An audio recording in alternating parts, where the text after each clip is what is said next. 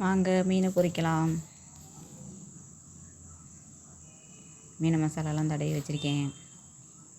Already மசாலாலாம் போட்டு தான் வச்சுருக்கேன். பாட்டு ஆட் பண்ணனா பாட்டு சேர்த்து போடுவோம் அப்படின்னு போட்டால் காப்பிரைட் காமிக்குதே. அப்படியா காமிக்கும்? எனக்கு தெரியலையே. பாட்டு சேர்த்து ஆட் பண்ணி சரி சைலண்ட் மோடில் போட்டு பாட்டை போடுவோம்னு போட்டு விட்டா காப்பிரைட் காமிச்சிருச்சு. அதனால தான் சரி நம்மளால் முடிஞ்சது நம்மளுடைய சொந்த வயசை போடுவோம் அப்படின்னு போடுறேன். மீன் வறுக்கிறேன். மீன் மசாலாலாம் போட்டு வச்சுருக்கிறேன்.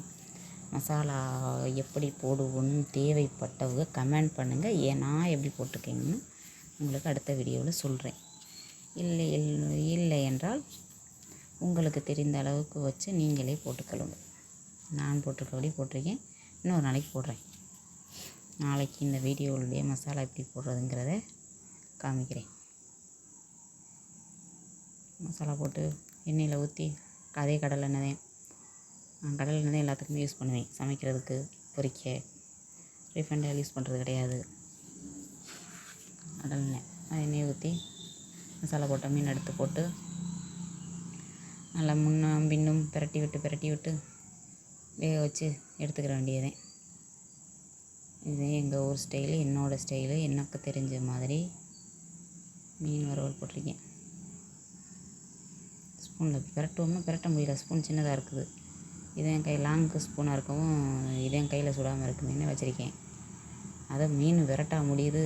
அது நான் சொல்கிறது ஒரு பக்கம், அது ஒரு பக்கமாக இருக்குது. நம்ம பெற்றதையும் சொல்கிறது கேட்கறது இல்லைன்னா மீனும் சொல்கிறது கேட்குதில்லை. நான் ஒரு பக்கம் பிடிச்சி விட்டு அது ஒரு பக்கம் ஓடுது. மீன் வெந்துருச்சு, கொஞ்சம் வெந்துருச்சு. வாங்க சாப்பிட்லாம். மீன் சாப்பிட்லாம். மீன் குழம்பு, மீன் வறுவல் சாப்பிட்லாம் வாங்க.